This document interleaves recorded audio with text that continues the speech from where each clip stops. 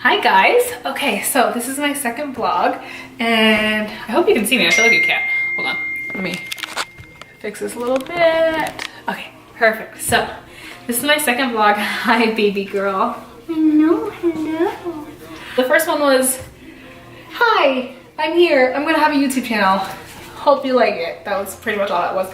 But this one is really a whole wide broad about me. And I just want to explain to you, like, okay, I'll call it like 2 years later.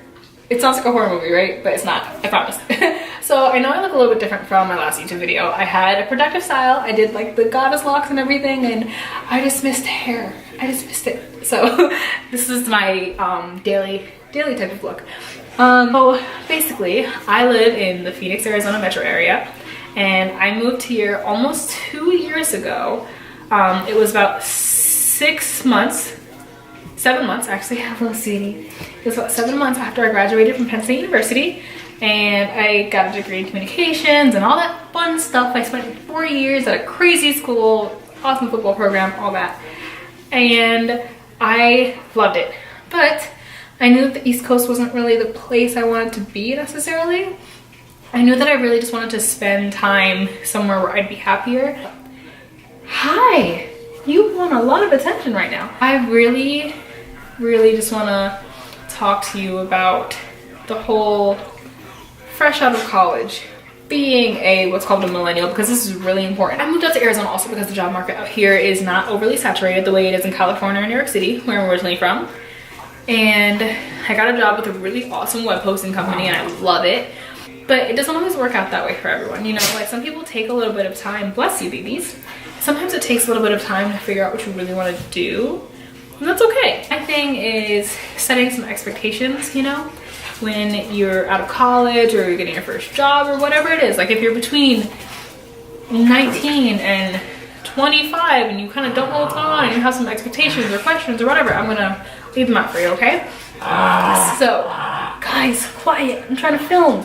So number one, keep your goals high, but your expectations low.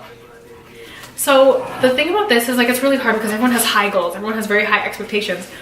But when you have high expectation, that means that if anything does not go the way you think it should, or does not go the way you want it to, it's really hurtful, you know? Like, you don't want to have your feelings hurt. You don't want to get rejected for a job. You don't want to live in a city that's not what you planned.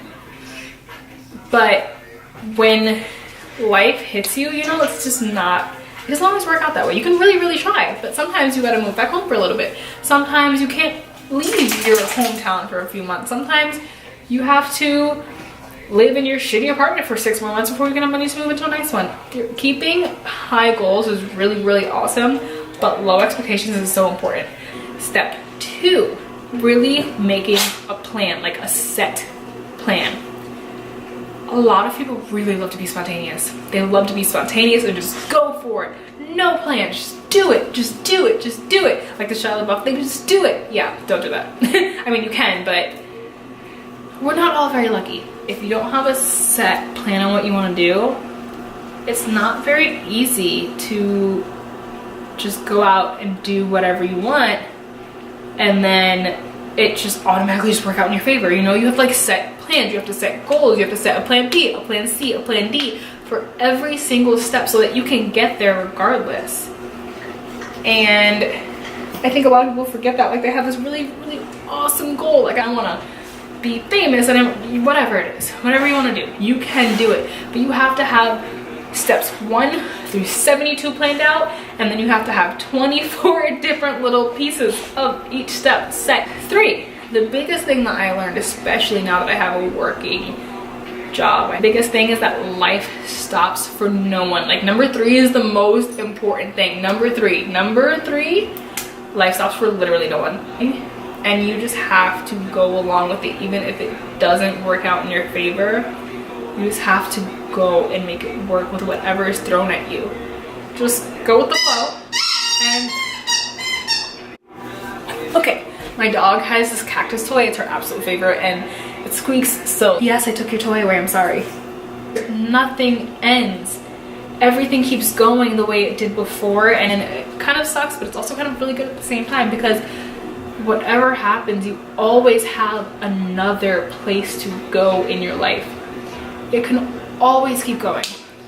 Even if you hit rock bottom, life never stops. That way you never have to stay at rock bottom. So my biggest thing would just be to keep going. I'm gonna do a lot of my vlogs in the kitchen like this style. I like it. It's bright, it's awesome, there's good lighting, there's music in the background. I don't know if you can hear it, but I'm listening to Big Sean. The I Decided album is freaking dope. I love it. I'm going to link my Instagram right here, XOAlexisMarieX. My Snapchat is AlexisMarieX. I almost forgot for a second. And once again, my website is moonlitlotus.net. I'm going to end up writing a post about all of this as well, recapping everything that I said. And there's going to be a whole lot more content on my website coming up. There's going to be more vlogs, everything. I promise I'm going to have everything up. It's just going to take some time. So I'll be there for you. Promise.